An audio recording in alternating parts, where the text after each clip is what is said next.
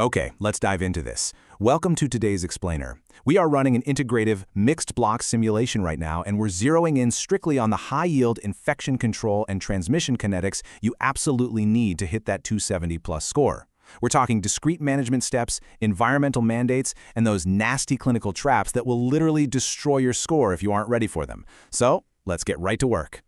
First up, we have to define the strict physics of airborne transmission. The aerosolized threat is all about microscopic pathogens that just don't want to plummet to the floor. Instead, they remain suspended in ambient air currents, drifting over long distances for extended periods.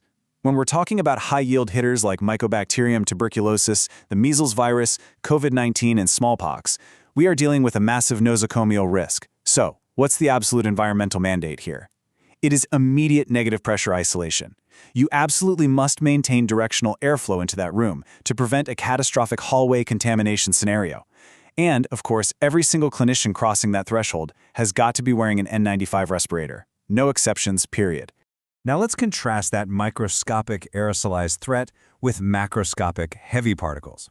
Airborne pathogens, as we just established, demand that negative pressure environment.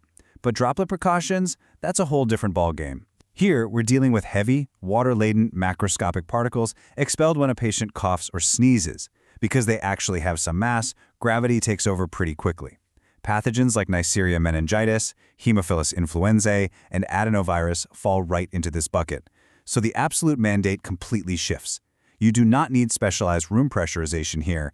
Instead, you strictly require a standard surgical mask the second you breach the 1 to 2 meter or 3 to 6 foot radius of the patient.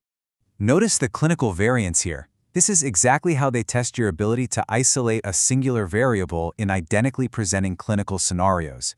Picture this. You've got an unvaccinated pediatric patient presenting with fever, cough, and coryza. If your clinical suspicion points to measles, well, you're dealing with an airborne threat. The mandate is immediate escalation to a negative pressure isolation room. But if the variance points to influenza, the kinetics are entirely different. Influenza is a droplet transmitter. That means it strictly requires a standard surgical mask without any need to mess with room pressurization. Misidentifying the transmission vector here is a huge deal. You either waste vital hospital resources, or worse, you spark a ward-wide outbreak.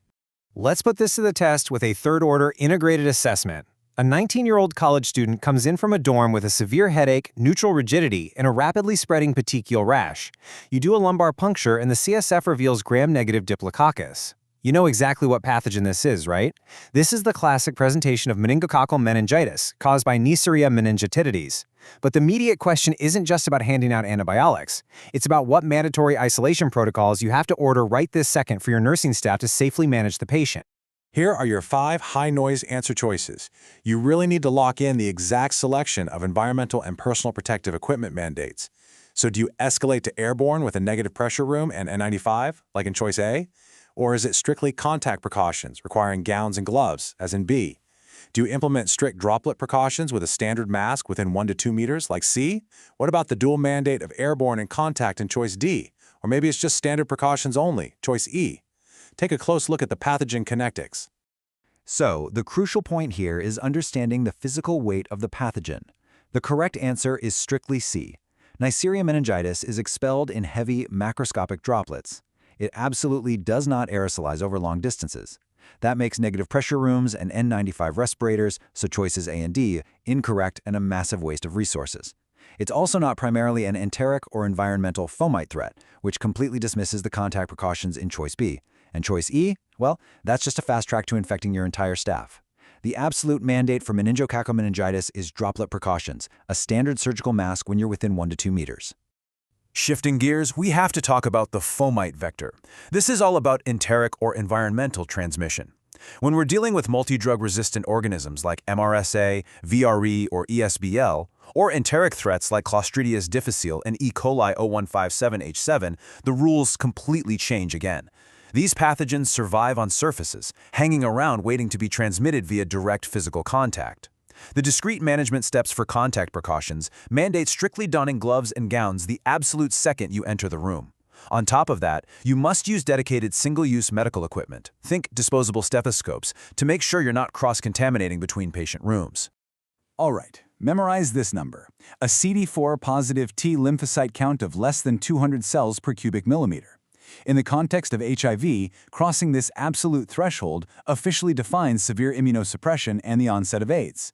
But clinically, this does way more than just secure a diagnosis. It fundamentally alters your isolation mandates and your therapeutic boundaries. When you have this level of cellular immune collapse, live virus vaccinations become totally contraindicated. Plus, the way the patient's body handles latent viral infections shifts dramatically. And that leads us directly into one of the highest-yield clinical traps you're going to face. And this brilliantly illustrates that exact trap. Think about the physical exam findings for a second. You're looking at the classic unilateral dermatomal distribution of grouped vesicles on an erythematosus base. This is the varicella-zoster virus, or shingles. In a standard run-of-the-mill presentation, the virus triangles down a single sensory nerve, which causes this intensely painful localized rash that strictly refuses to cross the midline. But here is the catch. How we isolate this patient depends entirely on their systemic immune status. This brings us to the dual precaution mandate. Unlike standard contact-only pathogens like C. diff or MRSA, the varicella-zoster virus actually possesses a unique dual vector capability depending on how it presents. If a patient has primary VZV, so chickenpox, or if they have disseminated zoster, the virus isn't just contagious through direct contact with the vesicular fluid. It is highly contagious through aerosolized respiratory droplets too. Because of this, these specific VZV presentations uniquely mandate simultaneous airborne and contact precautions. You literally need the whole shebang: the negative pressure room, the N95 respirator, the gown, and the gloves. Let's apply this using a clinical variance box to really lock the concept in. Imagine a localized versus disseminated zoster scenario. Patient 1 is a healthy, immunocompetent 60-year-old guy with a painful vesicular rash strictly localized to the T4 dermatome. The mandate? Standard and contact precautions, assuming those lesions can be completely covered up. Now, patient 2 is also a 60-year-old guy, but he's undergoing active chemotherapy, presenting with the exact same T4 rash. Because he's immunocompromised, the virus is at a huge risk of dissemination. The mandate for him? Immediate escalation to a negative pressure room with airborne and contact precautions. Notice how a singular systemic variable entirely dictates your hospital infection control response. Let's put this into practice with a pretty complex clinical vignette. You have a 45-year-old female with a history of a renal transplant. She presents with a grouped vesicular rash, but this rash spans 3 contiguous dermatomes on her flank. Based on what we just established about the VZV paradox and immune status, what comprehensive infection control measures are absolutely required before you or your staff even think about beginning the physical examination? Here is your option matrix. It's specifically designed to force you to identify the exact combination required to avoid severe hallway contamination and nosocomial spread. So, do you go with A, a standard surgical mask, B, gown and gloves only, C, an N95 and negative pressure only? How about D, the full comprehensive suite of negative pressure, N95 gown and gloves? Or maybe E, just standard precautions? Let's move to the analysis and see how this builds into the correct management strategy. The correct answer is strictly D. Why did the high-noise distractors fail here? Because choices A, B, C, and E completely miss the boat on the dual vector kinetics of this specific clinical picture. This patient is immunosuppressed because of her renal transplant medications, and the rash spans 3 contiguous dermatomes.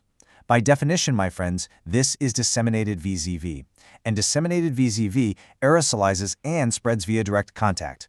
Therefore, you must execute strict airborne and contact precautions simultaneously to prevent a lethal nosocomial outbreak right there on your floor. I really want to mentally reinforce this metric before we wrap up today. 1 to 2 meters, 3 to 6 feet. When you are dealing with droplet precautions, this is your absolute physical distancing boundary. If you cross this invisible line without a standard surgical mask when facing Haemophilus influenza, adenovirus, or Neisseria meningitis, you have officially compromised yourself.